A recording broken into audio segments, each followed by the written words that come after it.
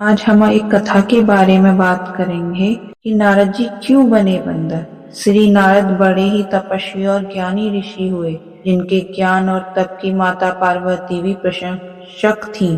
तभी एक दिन माता पार्वती श्री शिव से नारद मुनि के ज्ञान की तारीफ करने लगी। शिव ने पार्वती जी को बताया कि नारद बड़े ही ज्ञानी हैं, लेकिन किसी भी चीज का अहंकार अच्छा नहीं होता है। एक बार नारद को इसी अहंकार के कारण बंदर बनना पड़ा था। यह सुनकर माता पार्वती को बहुत आश्चर्य हुआ। उन्होंने श्री शिव भगवान से पूरा कारण जानना चाहा। तब श्री शिव ने बतलाया, इस संसार में कोई कितना ही बड़ा ज्ञानी हो, लेकिन श्री हरि जो चाहते हैं वो उसे बनना ही पड़ता है। नारद को एक बार अपने इसी तप और बुद्धि का अहंकार हो गया था, इसलिए नारद को सबक सिखाने के लिए श्री विष्णु को एक युक्ति सूझी। हिमालय पर्वत में एक बड़ी पवित्र गुफा थी। उस गुफा के निकट ही गंगा जी बहती थी। वह परम पवित्र गुफा नारद जी को अत्यंत सुहावनी लगी। आग पर के पर्वत, नदी और वन को देखकर उनके हृदय में श्री हरि विष्णु की भक्ति अत्यंत बलवती हो उठी और वे वहीं बैठकर तपस्या में लीन हो गए। नारद मुनि की इस तपस्या से देवराज इंद्र भयभीत हो गए कि कहीं देव ऋषि नारद अपने तप के बल से उनका स्वर्ग नहीं छीन लें। इंद्र ने नारद की तपस्या भंग करने के लिए कामदेव को उनके पास भेज दिया। वहां पहुंचकर कामदेव ने अपनी माया से बसंत ऋतु को उत्पन्न कर दिया। पेड़ और पत्ते पर रंग बिरंगे फूल खिल गए, कोयलें कूकने लगी और भौरे गुंजार करने लगे। कामाग्नि को भड़काने वाली शीतल मंद सुगंध सुहावनी हवा चलने लगी। रंभा आदि अप्सराएं नाचने लगी, किंतु कामदेव की किसी भी माया का नारद मुनि पर कुछ भी प्रभाव नहीं पड़ा। तब कामदेव को डर सताने लगा कि कहीं नारद मुझे श्राप ना दे दें, इसलिए उन्होंने श्री नारद से क्षमा मांगी। नारद मुनि को थोड़ा भी क्रोध नहीं आया और उन्होंने कामदेव को क्षमा कर दिया। कामदेव वापस अपने लोक में चले गए। कामदेव के चले जाने पर नारद मुनि के मन में अहंकार हो गया कि मैंने कामदेव को जीत लिया। वहां से वे शिव जी के पास चले गए और उन्हें अपने कामदेव को हारने का हाल कह सुनाया।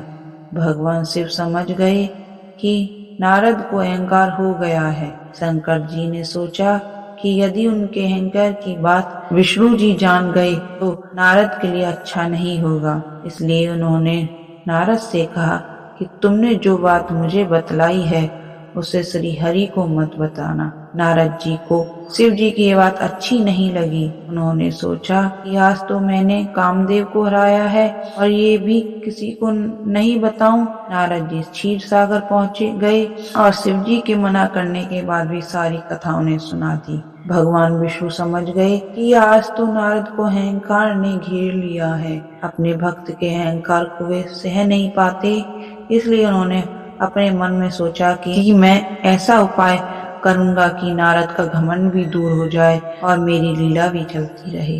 नारद जी जब श्री विष्णु से विदा होकर चले तो उनका अभिमान और भी बढ़ गया। इधर श्री हरि ने अपनी माया से नारद जी के रास्ते में एक बड़े ही सुंदर नगर को बना दिया। उस नगर में शीलनिधि नाम का वैभवशाली राजा रहता था। उस राजा की विश्व मोहिनी नाम की बहुत ही सुंदर बेटी थी, जिसके रूप को देखकर लक्ष्मी जी मोहित हो जाएं। विश्व मोहिनी स्वयंवर करना चाहती थी, इसलिए कई राजा उस नगर में आए हुए थे।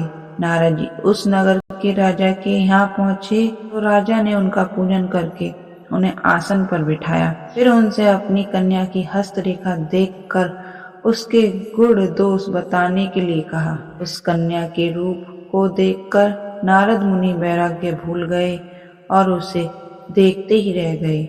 उस कन्या की हस्तरेखा बता रही थी कि उसके साथ जो विवाह करेगा वह अमर हो जाएगा, उसे संसार में कोई भी जीत नहीं सकेगा और संसार के समस्त जीव उसकी सेवा करेंगे। यह बात नारद मुनि ने राजा को नहीं बताई। और राजा को उन्होंने अपनी ओर से बनाकर कुछ और अच्छी बातें कह दी।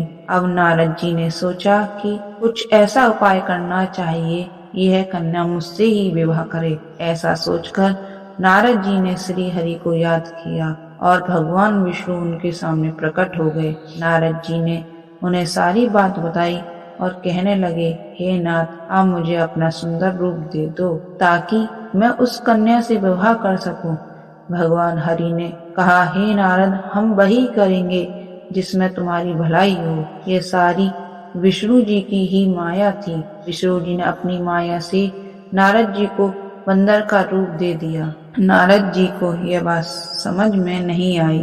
वे समझे कि मैं बहुत सुंदर लग रहा हूँ। वहाँ पर छिपे हुए शिव जी के 2 गणों ने भी इस घटना को देख लिया।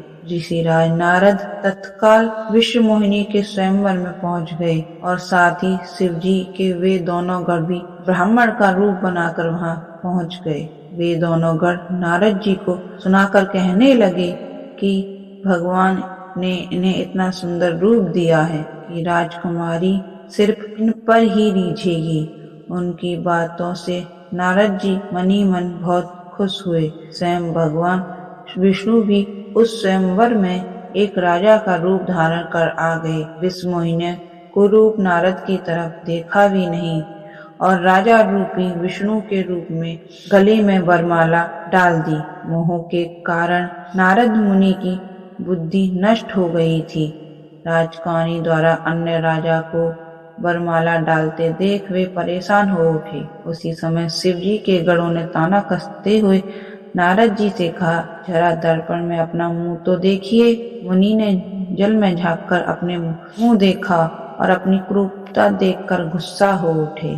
गुस्से में आकर उन्होंने शिव जी के उन दोनों गणों को राक्षस हो जाने का श्राप दे दिया। उन दोनों को श्राप देने के बाद जब मुनि ने एक बार फिर से जल में अपना मुंह देखा तो उन्हें अपना असली रूप फिर से मिल चुका था।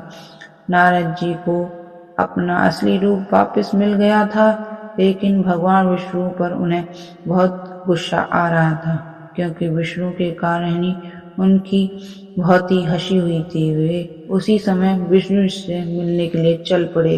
रास्ते में ही उनकी मुलाकात विष्णु जी और जिनके साथ लक्ष्मी जी और विश्व मोहिनी भी थी से हो गई। उन्हें देखते ही नारद जी ने कहा, आप दूसरों की खुशियां देख ही नहीं सकते। आपके भीतर तो ईर्ष्या और कपट ही भरा हुआ है। समुद्र मंथन के समय आपने श्री शिव को बावला बनाकर विष और राक्षसों को मदिरा पिला दिया और स्वयं लक्ष्मी जी और कौस्तुम्भी मणि को ले लिया।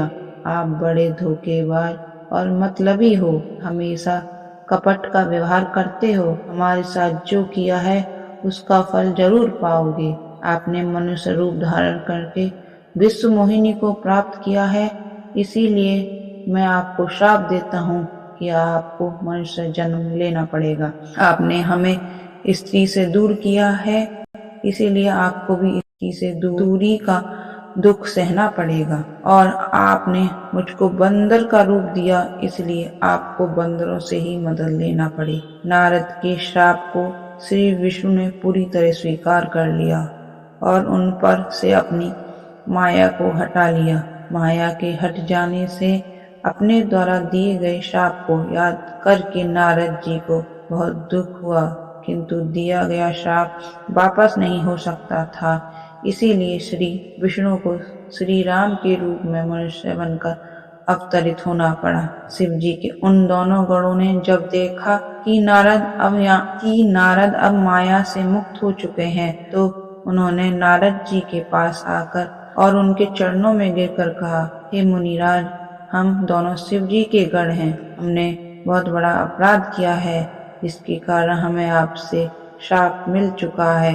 अब हमें अपने श्राप से मुक्त करने की कृपा करें। नारद जी बोले, मेरा श्राप झूठा नहीं हो सकता, इसलिए तुम दोनों रावण और कुंभकर्ण के रूप में महान ऐश्वर्यशाली, बलवान तथा तेजवान राक्षस बनोगे और अपनी भुजाओं के बल से पूरे विश्व विजय प्राप्त करोगे। उसी समय भगवान विष्णु राम के रूप में मनुष्य शरीर धारण करेंगे। युद्ध में तुम दोनों उनके हाथों से मारे जाओगे और तुम्हारी मुक्ति हो जाएगी।